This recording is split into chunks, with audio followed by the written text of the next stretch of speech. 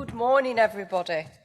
So, my name is Joanne Crompton, and I'm a steam locomotive fireman, and I want to talk to you today about women in operational grades in heritage railways and the things that we need to do to get more of us. So, when Steve approached me to come and speak today, I was in two minds: diversity and women in operational grades. Tricky subject. And I decided that, yes, I am going to speak today, because I think we need to bring it out of the dark and into the light. It's not an easy job for women. So, although great progress has been made for women generally, in the mainline sectors, heritage railways are still falling way short of the mark. And misogyny and ignorance is having a major impact on women and their progression in heritage railways. In some circumstances, management is failing women in heritage railways, and in some circumstances, management actively encourages bad behaviour. So before I start today, I want you to all think about your own heritage railways. Keep those in your mind's eye while I talk. I've been a volunteer in heritage railways for over a decade. I have been at 3 heritage railways. I am active at 2, as a steam locomotive fireman, and I've been firing for 6 years. So I've seen it all and done it all. I don't tell you what I tell you today for sympathy or to cast aspersions on anyone or to highlight a particular railway or management group, but I tell you because you need to know what is going on. You might think, why can't we attract female volunteers? Why are females in operational grades disappearing? These are the reasons why. I'll tell you this so you can look at your own railways with fresh eyes and see what you can do and where to start, because there is a way forward. I am proof of that, as are many other women in operational grades. So let's get the shocking stuff out of the way. I hope you're all ready. I've been discriminated against, unjustifiably disciplined, unfairly treated, bullied, belittled. I've had my personal space invaded. I've been verbally abused, physically threatened, victimised, humiliated, negatively targeted, character assassinated, and at times unsupported by management. Some of the comments that I've had over the years made directly to me and indirectly.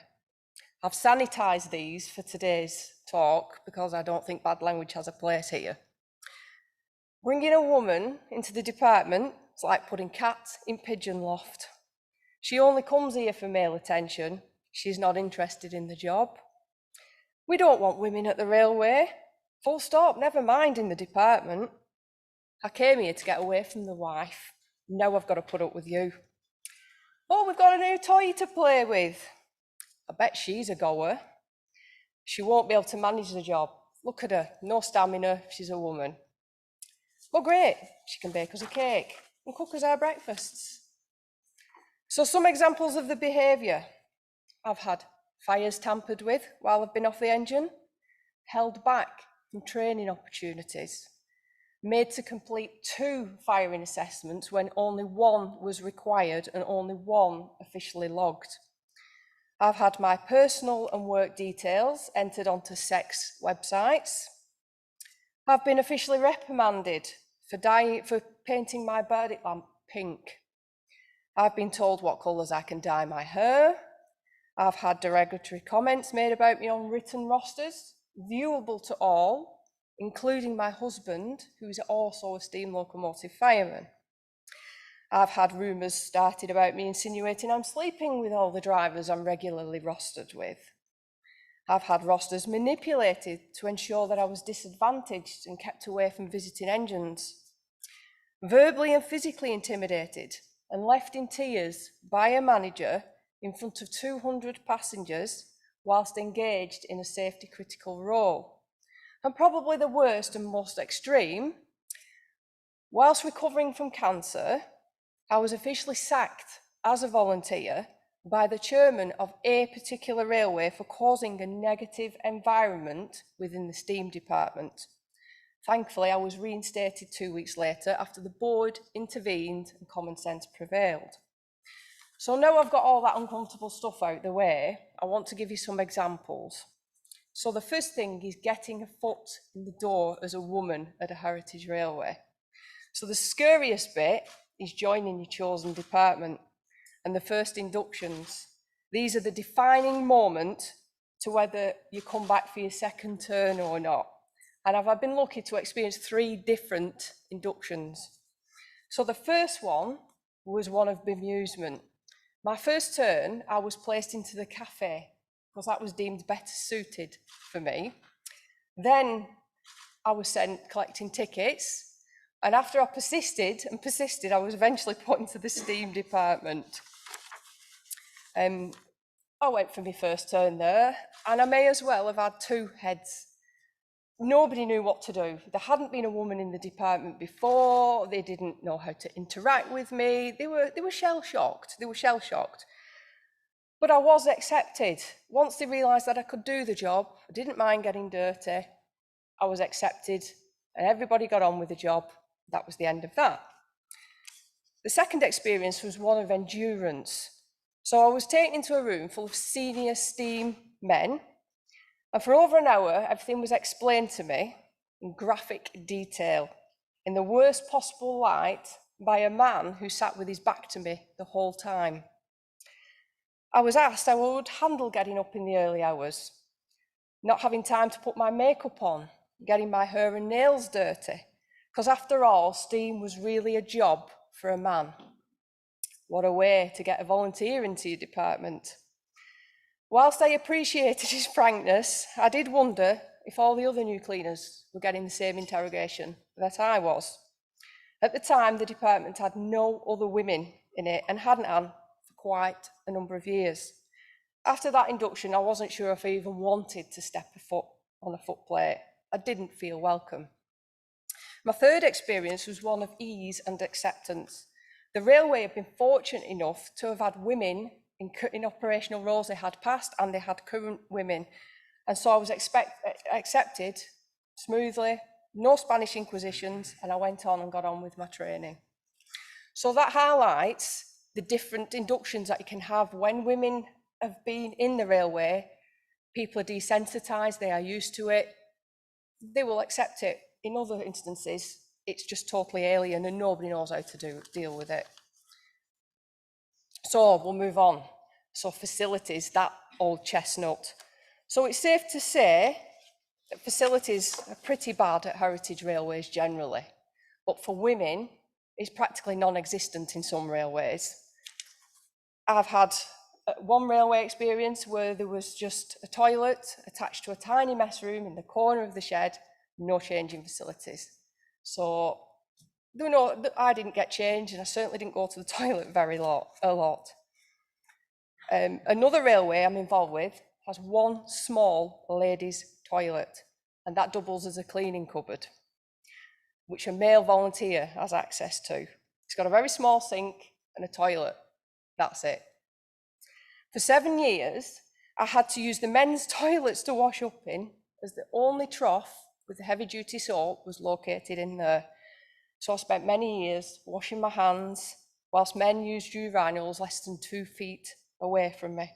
It's not ideal, and it certainly creates safeguarding issues for younger people. The only available shower is in the men's toilets. So in 2019, after getting fed up with unintentionally being next to more steam department members than I really wanted to, I requested that a heavy-duty soap dispenser was placed in the ladies' toilet. Sure enough, there it turned up, and it was a relief to get me out of those men's toilets for everybody. I've never been so proud of that little soap dispenser, and every time I sit on the loo, I smile, because that is recognition of my existence at that railway. That is my soap dispenser. At the other end of the spectrum, at another railway that I'm involved with, they have dedicated toilet blocks, separate and secure male and female changing rooms, showers and sinks. Again, they're used to women. They've had women there before. Facilities play a big part in attracting female volunteers to your railway. it should be considered important and one of your high priority investments, because if you don't have decent facilities, young women will not come. They just simply won't. So we move on. So you've got in, you've got through your induction, you've found the toilet, you're happy. So the next daunting part of joining the Heritage Railway is the sheer act of joining the department and getting involved on shed.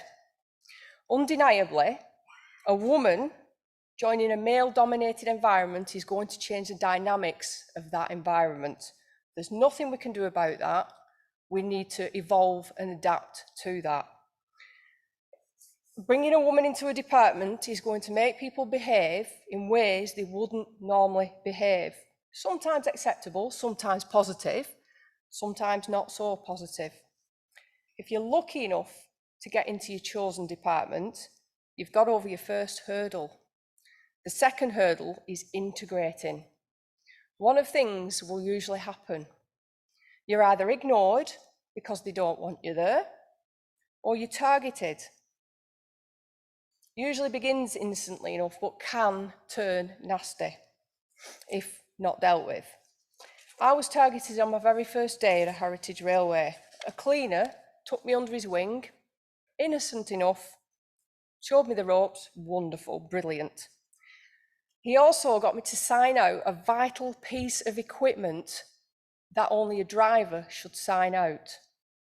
He also made me stand on top of a wet locomotive in the rain. Bearing in mind this is my first ever turn and exposure to a steam engine, he wanted to test my resolve. Got through that, I did what I was told. Brand new day, brand new cleaner, you'll do that. As time went on, this cleaner carried on buddying me and began to become overbearing. Began to create a little problem both at the railway and away. Another experience that I had, I was asked by a driver to assist in oiling up 2 locomotives. Normally, it was practice to ask senior cleaners and firemen to help oil these locomotives up, but I was singled out for that job. Left unchecked and unresolved by both volunteers and management, targeting will continue through a volunteer's career and often turning malevolent and causing many other issues. In my case, it did. So we move on to the next stage. There's an issue. Uncomfortable. And it's probably the most uncomfortable topic everyone has to face in the industry, and that is conflict. How well railway managers deal with and resolve conflict will always have an impact on volunteer numbers, and more so in the retention of female volunteers. Referring back to the issue of targeting and some of the behaviours that I've experienced, the biggest problem for women is speaking out and being supported by management when there are problems within their departments. Unfortunately, I have experienced this firsthand. The first instance was when I raised the issue and asked for help. It was played down, classed as infatuation, and brushed under the carpet. Everyone felt uncomfortable about it. Nobody knew how to deal with it. The problem didn't go away. The second instance was much more sinister and serious and was a prolonged issue of discrimination and bullying by one individual, an individual who simply didn't want women in the steam department. After many years, I decided enough was enough, and this made the second of 2 formal complaints. That then created a campaign of character assassination, with most of the steam department rejecting me based on that. I was failed by management, issued with the highest disciplinary the railway could issue, and it almost ended a hard-earned, hard-fought-for volunteering career. Although resolved, it does still cause problems today. Now, the experiences I've detailed are probably the extreme end of the examples, but I know that female volunteers going for operational grades at other heritage railways are suffering these same issues in different forms, diluted, extreme, in the middle. It highlights the difficulties that women face in heritage railways and being supported by their management. When issues do occur, the go-to solution is always get rid of the problem as quickly as possible. Blame is usually placed on the woman resulting in her rejection from her department and ultimately lead to her departure from her railway. It's only through sheer determination and support from my close friends and family and some people within the department that I'm still an active volunteer.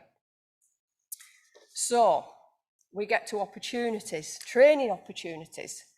So some heritage railways can say they've got females in their operational roles at their railways. And they're seen to be diverse and they're proud to say they're diverse. There's absolutely nothing wrong with that. That's brilliant. But are the females being included? They may be in the department, but are they being included? Are they being treated equally? After a few months at the railway, it became apparent to the trainers that I could handle a shovel and I can get from A to B, no stress at all. So my name was put forward as a potential trainee. This was rebuffed and with the comment, she might be able to handle a shovel, but she's thick about everything else. So she probably couldn't do a full day anyway. Well, those that know me know that's red rag to a bull. So I set out and I learnt the rule book, the route, the signals, all the usual stuff that you need to know. I was determined to just earn that place in the training link. Show that as a woman, I did have what it took. Trainers pressed on and the comments were made. She's got you all around her little finger because you all fancy her. She's not fit for training. So that carried on. The trainers persisted. They persisted and to the credit, they pushed. After 12 months, the trainers' wishes, they prevailed and I was put into training. So training commenced and I was put through my paces. And boy, was I put through my paces. It became apparent that the bar for me was being set exceptionally higher than everyone else in training. Some drivers would drive in the most economical way possible, as hard as possible. Quite a few tried to break my spirit to try and prove that women weren't up to the job. But guess what? I matched them every step of the way. So after 12 months, the trainers said, she's ready for assessment. And I was put forward for one. An assessment that never came. Others went before me, made the grade, but I was never put forward. For 6 months solid, all the trainers wrote on my assessment sheets, one sentence, this trainee is ready for assessment. It went on for 6 months. So eventually, I was told I'd be assessed, but it came with a caveat. The normal assessment on a locomotive was 1 day firing a steam locomotive. I was told that I had to prove I had what it took. I had to do 2 days, back to back, on the hardest engine with the toughest driver on the railway. The assessor told me he would not put his signature on the certificate unless I did that. So that's what I did. And I became the railway's first ever past cleaner, female past cleaner. What a victory that day was. I don't remember much, but what a victory. The next cleaner to pass out after me did half a day on a much easier engine. So it was very, very clear that my assessment was simply a rubber stamping exercise. I wasn't given the same opportunities as others, and I really had to push to be considered. I was accused of being treated more favourably because I was a woman. Yeah, I was treated differently, but certainly not favourably. I had to give 110% to prove myself when everyone else gave 100%. So we get on to hearts and minds. Now this is where some of the positivity starts to arrive. So I make the grade of past cleaner. I think, finally, I've done it. I'm going to have an easy life. So the originator of one of the first comments I made, bringing a woman into the department is like putting a cat in the pigeon loft, actually made another statement. Now this is one of the most stubborn, ignorant senior drivers we had in the department. And he was one that particularly tried to break my spirit during training. We had a really good turn on the engine, and he turned to me at the end of the day and he said, "You know what, Crompton? You make a bloody good fireman." And at that moment, I realised that hearts and minds can be changed. This was one of the most stubborn people I'd had to deal with, and he stopped at that moment, seeing me as a woman who can fire, He stopped seeing my gender and he saw me as a fireman. And at that moment, it was a eureka moment for me. And I thought, there is a way through this, because I was discouraged. I was thinking, is this the mentality I have to deal with day in, day out? But I'd just achieved more than I'd ever managed to achieve, and that was change the attitude of one man.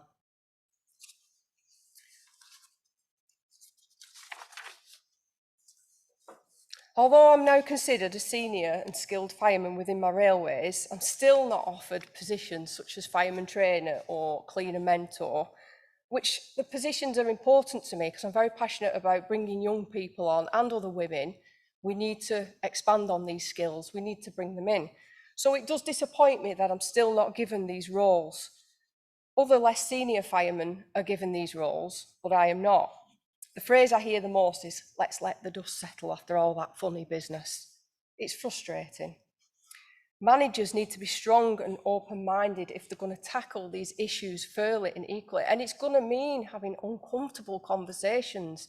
It's going to mean breaking new ground because nobody knows how to deal with this properly. We're all in an industry that has come from the 60s.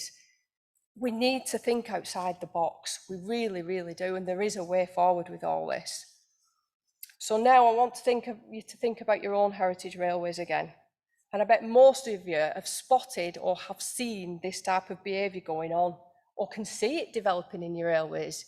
You may be sitting there thinking, why can't we keep and retain female volunteers? Start looking at what's going on. Start getting to the crux of the matter. Start having these conversations. And I think this is the most powerful bit.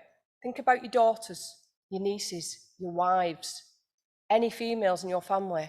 They wanted to join an operational grade at the railway. How would you feel if they were subjected to that type of behaviour? You know, to have to use facilities that aren't fit for the needs, or put them in unsuitable or potential dangerous situations. To be treated in a way, you know, to have their ambitions shattered by misogyny and sexism. You know, have the confidence battered, to make them feel second-rate volunteers within the railway. An afterthought, a box-ticking exercise for funding. Heritage Railways have lived off the fat of BR for too long. That fat is now running out. Engines are requiring heavy maintenance, assets are failing, infrastructure is failing, and departments are faltering. Volunteer resources are stretched. Now is not the time to carry on being selective and allowing the types of behaviour I've highlighted today. Railways should be open to all.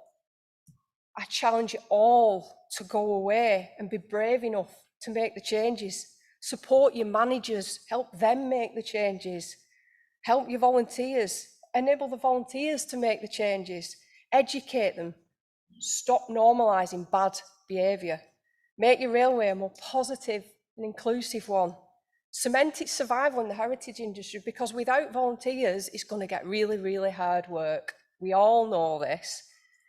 If I can stop just one woman going through what I've been through to get where I am, it's all been worth it. I look forward to seeing more women posting on social media that they've made an operational grade. That just pleases me so much more, that they are shattering the glass ceiling that is covering heritage railways at the minute. My last sentence I leave to you all is, do not fear women, support them. Celebrate the skills that they can bring. It will bring so much, it'll enrich your departments. But doing that means being firm, open-minded, and brave. You need to be brave. That's all I need to say to you today. So I'm sorry it's been a bit of a gobful and a bit of a big swallow, but it's real. I need to bring it into the light, because if you speak to any of your female operational people, they will be able to tell you very similar tales to what I've had to tell you today. It shouldn't be happening. We need to be brave. Thank you.